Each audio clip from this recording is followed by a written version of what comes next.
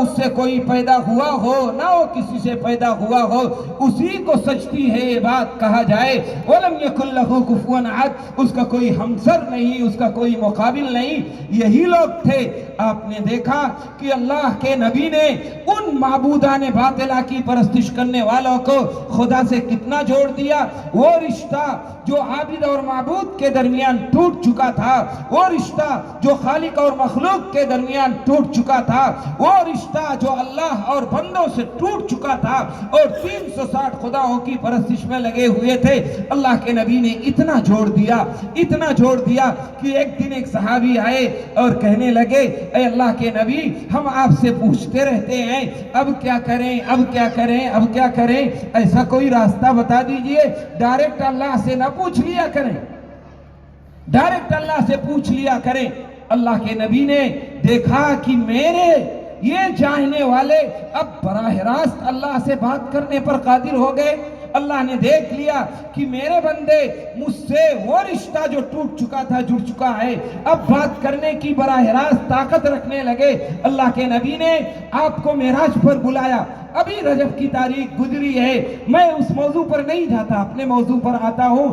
اللہ کے نبی کو اب دیکھ لیا کہ میرا رشتہ مضبوط ہو چکا ہے۔ اب اللہ کے نبی کو اللہ نے معراج پر بلایا اور معراج پر بلا کر کے نماز دی اور یہ فرمایا کہ یہ نماز لے جاؤ، میرے بندوں کو دینا۔ اور خود حضرت علی کرم اللہ وجہہ ارشاد فرماتے ہیں کہ اگر میرا جی چاہتا ہے کہ میں اللہ سے گفتگو کروں تو میں قرآن کھول کے بیٹھ جاتا ہوں، اور جب میرا یہ جی چاہتا ہے کہ میں اللہ سے بات چیت کروں تو میں نماز میں کھڑا ہو جاتا ہوں۔ کہ لم تکن تراہ فإنہ یراک، آپ تو جانتے ہیں معراج کا قصہ نہیں، لیکن حضرت موسیٰ نے تمنا ظاہر کی کہ اے اللہ، آپ سے گفتگو ہو گئی، بات چیت ہو گئی، اے اللہ دیدار ہو جائے۔ اللہ نے فرمایا لن ترانی، مجھے نہیں دیکھ سکتے موسیٰ۔ اللہ ایک بار اچھا آ جاؤ، کوئی طور پر میں دکھا دوں تمہیں، اگر اس تجلی پہاڑ پر ڈالتا ہوں، اگر یہ برداشت کر لے تو میرا تیرا دیدار ہو جائے گا، میں اپنا دیدار کرا دوں گا، اور اگر نہیں برداشت کر سکا تو پھر مت کہنا۔ آ گئے طور پر اور تجلی ڈالی گئی، ریزہ ریزہ ہو گیا۔ فلما تجلی ربہ للجبل جعلہ دکا وخر موسیٰ صعقا، یہاں تو یہ حال ہے، اور وہاں اللہ کے محبوب جناب رسول اللہ صلی اللہ علیہ وسلم ام ہانی کے گھر موجود ہیں۔ جبریل امین آ گئے۔ اللہ کے نبی نہ اس سے کوئی پیدا ہوا ہو نہ وہ کسی سے پیدا ہوا ہو، اسی کو سجتی ہے یہ بات کہا جائے۔ وَلَمْ يَكُنْ لَهُ كُفُوًا أَحَدٌ، اس کا کوئی ہمسر نہیں، اس کا کوئی مقابل نہیں۔ یہی لوگ تھے۔ آپ نے دیکھا کہ اللہ کے نبی نے ان معبودان باطلہ کی پرستش کرنے والوں کو خدا سے کتنا جوڑ دیا۔ وہ رشتہ جو عابد اور معبود کے درمیان ٹوٹ چکا تھا، وہ رشتہ جو خالق اور مخلوق کے درمیان ٹوٹ چکا تھا، وہ رشتہ جو اللہ اور بندوں سے ٹوٹ چکا تھا اور 360 خداؤں کی پرستش میں لگے ہوئے تھے، اللہ کے نبی نے اتنا جوڑ دیا کہ ایک دن ایک صحابی آئے اور کہنے لگے، اے اللہ کے نبی، ہم آپ سے پوچھتے رہتے ہیں اب کیا کریں، ایسا کوئی راستہ بتا دیجئے، ڈائریکٹ اللہ سے نہ پوچھ لیا کریں، ڈائریکٹ اللہ سے پوچھ لیا کریں۔ اللہ کے نبی نے دیکھا کہ میرے یہ چاہنے والے اب براہ راست اللہ سے بات کرنے پر قادر ہو گئے۔ اللہ نے دیکھ لیا کہ میرے بندے مجھ سے وہ رشتہ جو ٹوٹ چکا تھا جڑ چکا ہے، اب بات کرنے کی براہ راست طاقت رکھنے لگے۔ اللہ کے نبی نے آپ کو معراج پر بلایا۔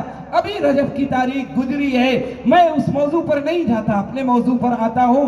اللہ کے نبی کو اب دیکھ لیا کہ میرا رشتہ مضبوط ہو چکا ہے۔ اب اللہ کے نبی کو اللہ نے معراج پر بلایا اور معراج پر بلا کر کے نماز دی اور یہ فرمایا کہ یہ نماز لے جاؤ، میرے بندوں کو دینا۔ اور خود حضرت علی کرم اللہ وجہہ ارشاد فرماتے ہیں کہ اگر میرا جی چاہتا ہے کہ میں اللہ سے گفتگو کروں تو میں قرآن کھول کے بیٹھ جاتا ہوں، اور جب میرا یہ جی چاہتا ہے کہ میں اللہ سے بات چیت کروں تو میں نماز میں کھڑا ہو جاتا ہوں۔ کہ لم تکن تراہ فإنہ یراک، آپ تو جانتے ہیں معراج کا قصہ نہیں، لیکن حضرت موسیٰ نے تمنا ظاہر کی کہ اے اللہ، آپ سے گفتگو ہو گئی، بات چیت ہو گئی، اے اللہ دیدار ہو جائے۔ اللہ نے فرمایا لن ترانی، مجھے نہیں دیکھ سکتے موسیٰ۔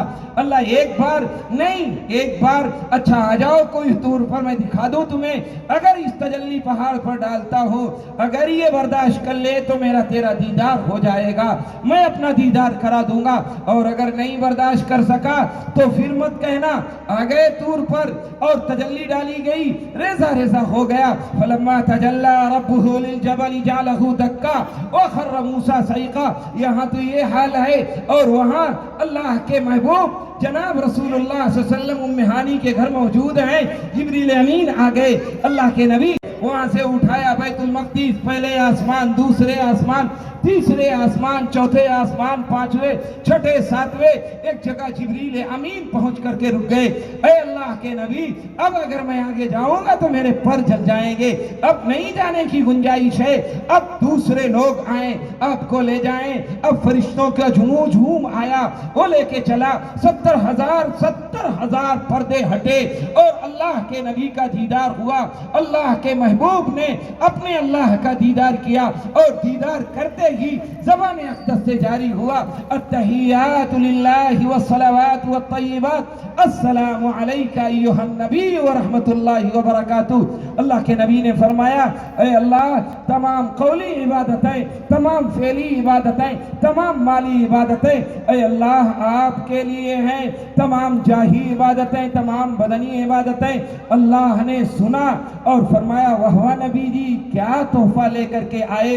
اللہ نے فرمایا السلام علیکہ ایہا النبی ورحمت اللہ وبرکاتہ، اے نبی جی سلامتی ہو آپ پر، اللہ کی رحمتیں ہو آپ پر، اللہ کی برکتیں ہو آپ پر۔ وہ نبی جو عرش پر موجود ہے لیکن اس فرش والوں کو نہیں بھولا، کس فرش والوں کو؟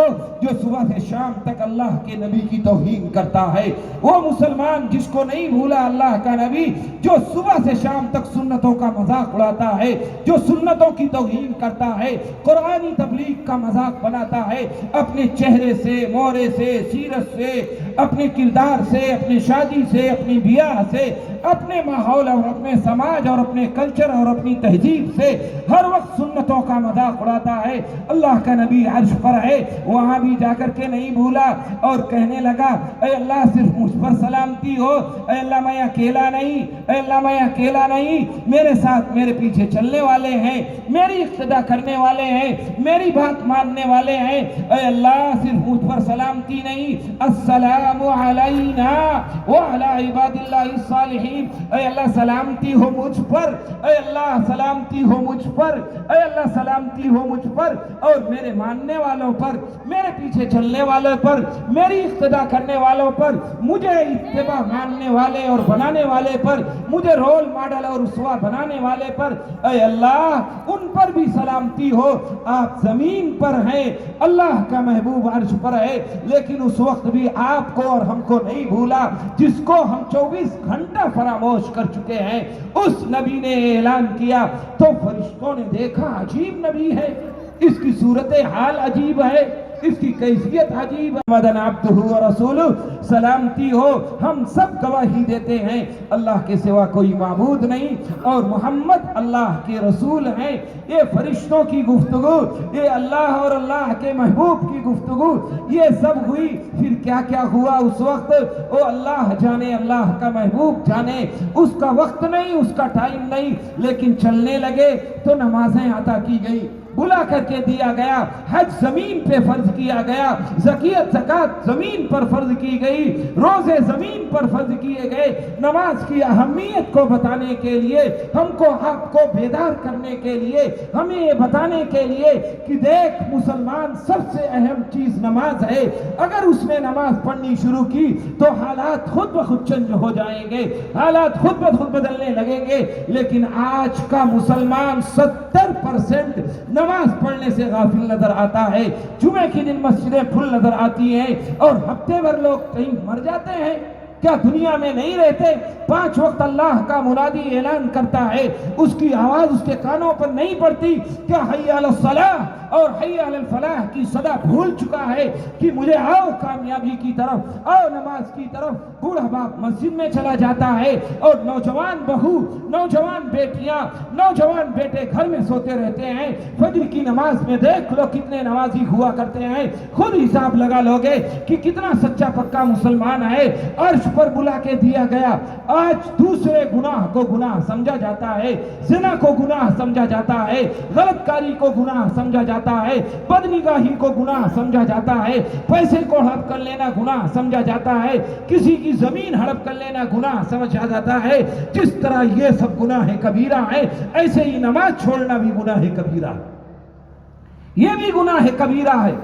اللہ کے نبی چلنے لگے، نماز دی گئی، اور نماز دیتے ہوئے پھر اللہ نے فرمایا میرے محبوب تم تو جا رہے ہو، لیکن میری تیری یہ گفتگو جسے التحیات کہا جاتا ہے مجھے اتنی پسند ہے، اتنی پسند ہے، مجھے اتنی پسند ہے کہ اب تم اسے لے کے جاؤ تو میری گفتگو بھی لے کے جاؤ۔ اب کوئی فرض پڑھے، واجب پڑھے، نفل پڑھے، تنہا پڑھے، سفر میں پڑھے، حضر میں پڑھے، مسجد میں پڑھے، گھر میں پڑھے، باہر پڑھے، عورتیں پڑھیں، مرد پڑھیں، بچے پڑھیں، کوئی بھی نماز پڑھے گا، جب تک میری اور تیری یہ گفتگو نہیں دہرا لے گا تب تک اس کی نماز مکمل نہیں ہوگی۔ یہ اللہ کے نبی نے نماز میں اپنی گفتگو دے کر کے بھیجی۔ اللہ نے ہم کو اور آپ کو بھی یہ ضرورت ہے کہ اللہ کے نبی سے رشتہ جوڑیں گے، نماز سے رشتہ جوڑیں گے، اپنے تعلقات اللہ سے مضبوط کریں گے تو خود بخود